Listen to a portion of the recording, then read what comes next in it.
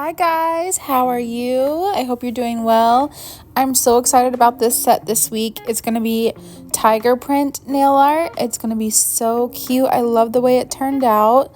I am super partial to almond and stiletto sets, so again, I'm going with that sort of shape.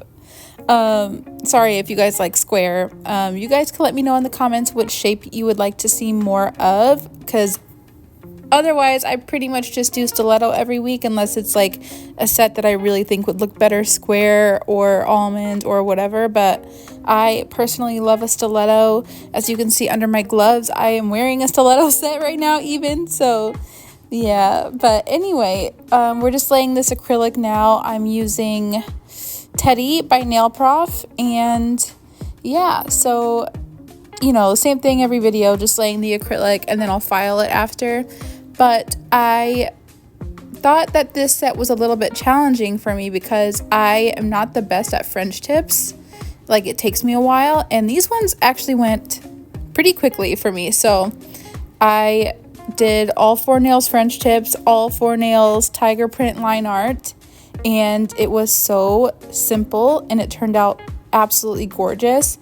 And I did some 3D flowers on a couple of them, and this is only my second set doing 3D flowers, I think, with the gel, and so they didn't turn out how I wanted them to, and I am going to try something different next time. I'm going to use that Manicure rhinestone glue and try and mold that into a 3D flower, because I did see a nail tech do that on TikTok and it just seemed a little bit easier. Like, you'll see, but from what I'm noticing with my hard gel flowers is that I need to do even smaller little balls of gel, and I thought I was going like as small as I could go, but they're just taking up too much room. They're really hard to like make into a pretty little petal, and again, my gel did not come with that like silicone like pusher shaper thing, so I was just using whatever I have, which is a cuticle pusher. I'm gonna start using maybe the back of my liner brush. I don't know if you'll be able to see it like in frame when I start to use it. It's going to be the skinny liner brush that I have with a pink handle. But the back of it is a little bit like rounded, so it might be like gentler to use on that gel to like flatten it into a petal instead of like the sharp cuticle pusher that I'm using. It's just making a whole lot of lines and like shapes I don't want, and I don't really notice until I paint it. And then you really see how like uneven the shape is and everything. But yeah, so that's one thing I need to work on is my 3D flower stuff. But I took this opportunity to work on my steady hand with line art and French tips, and those both turned out fantastic. So I'm pretty pleased with the rest of the nails.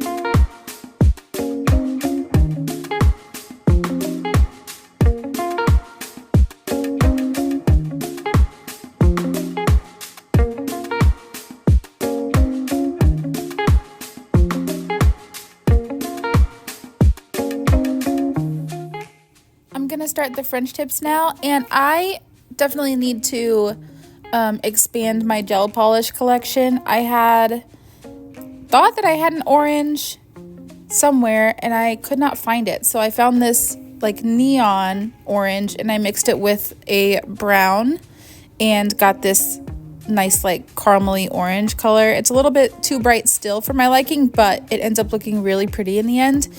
But yeah, I'm just slapping on these Frenchies now. It actually went really quick. And now and throughout this video, you're gonna see me flash curing my first coat of gel for a few seconds and then immediately doing a second coat. And I find that is so incredibly quick to get 2 coats, but only do that on a practice hand. Do not do that on a real person. You're gonna wanna completely cure each coat that you need of gel. If it's uncured underneath and they bump something or whatever, they're gonna get a little divot in their nail because it's gonna be uncured underneath, and it's gonna be disgusting, and like everything's just gonna turn into a wreck. So if you actually take clients or whatever, do not send somebody home with uncured gel at a bottom layer or middle layer or whatever. Fully cure every single layer. It's gonna take a while if you have gels that are not completely opaque, but trust me, do not do what I'm doing in this video. This is only because this is a practice hand. As you can see, I'm doing a quick 1 coat, quick flash cure, and quick second coat, flashing that again so I don't bump it, and then at the end I'll cure the whole hand. And I did do 60 seconds twice just because I wanted it to be cured underneath, but there is still no guarantee that it is, and there's no way to know until if this practice hand were a real person, if she were to bump her hand or, you know, do dishes and soften it up and it starts peeling. You do not want that. You got to completely cure every layer. Yeah, so do as I say, not as I do. This is only to save time on a practice hand because it's not going to go anywhere. It's not going to hit anything. I'm not going to do anything with it. It just sits on this little armrest until next week when I do another set. So yeah, but for the sake of a video and a practice hand, I discovered that this is an incredibly quick method, is just flash curing before I do another coat, so I don't have to sit here for minutes on end between coats of gel polish however many times. And I do it for the French tips. I do it for the 3D flowers when I paint them. I do it a few times where I just flash cure something and then come back to it. So yeah, it's incredibly quick and I will do it for a video, but just keep in mind, don't do this on your hand or anybody else's hand. You have to completely cure all gel, okay? Okay.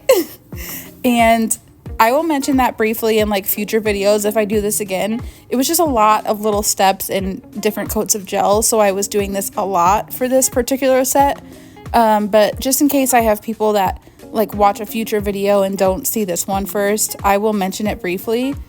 Always cure your gel. Don't do what I'm doing. It's just for a video.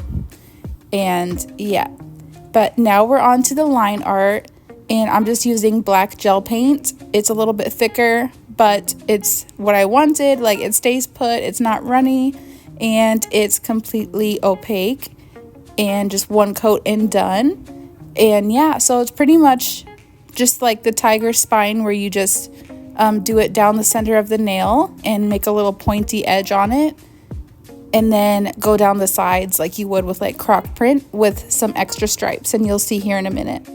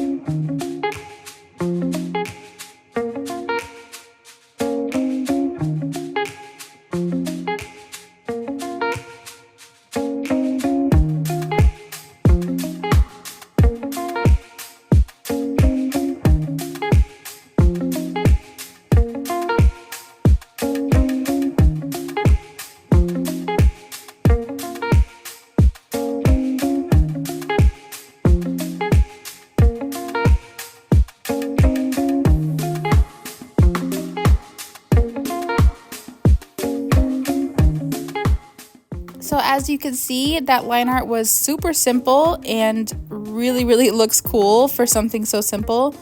But even though I wanted to leave it there because I loved it so much, I'm going to go ahead and start with these 3D flowers. And the inspo pick has crystals at the center of them, so we're just gluing those now before we put the flowers.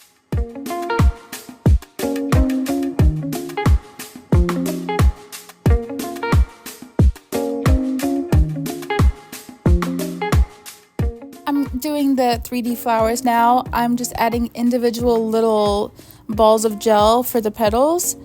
And I had thought about splitting them like even smaller, but second guessed and just went ahead with this size. I should have gone smaller.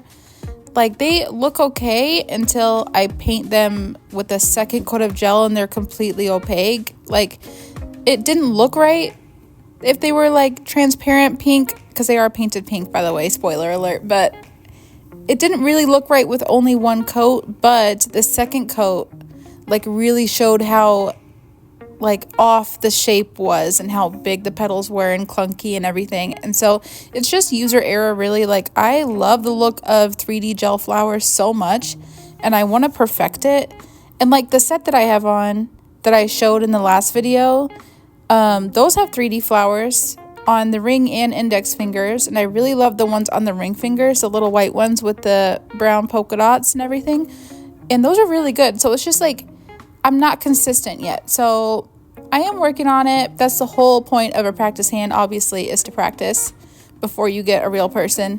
So yeah, I'm kind of 50-50 on doing these consistently well, but I love the look of them.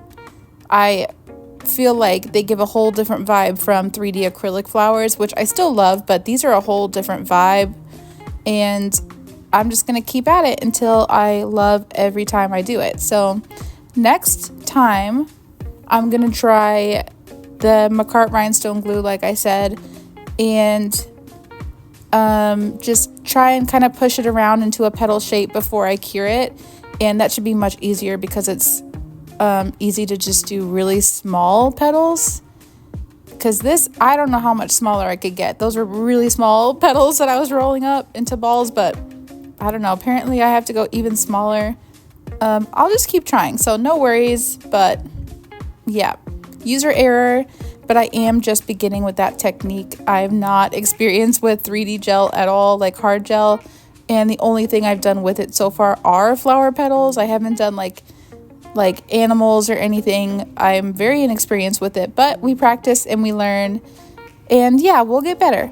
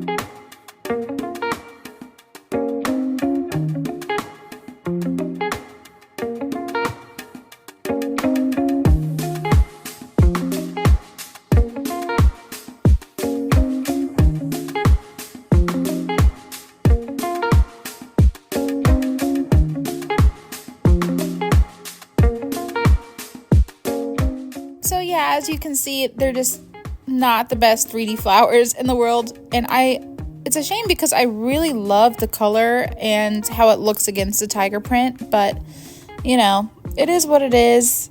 I was not about to file them off and redo it. Absolutely not. So we just take the L for this set. But anyway, the next step is to just add some more crystals all around. Pretty simple. So it's just crystals and then top coat and we'll be finished.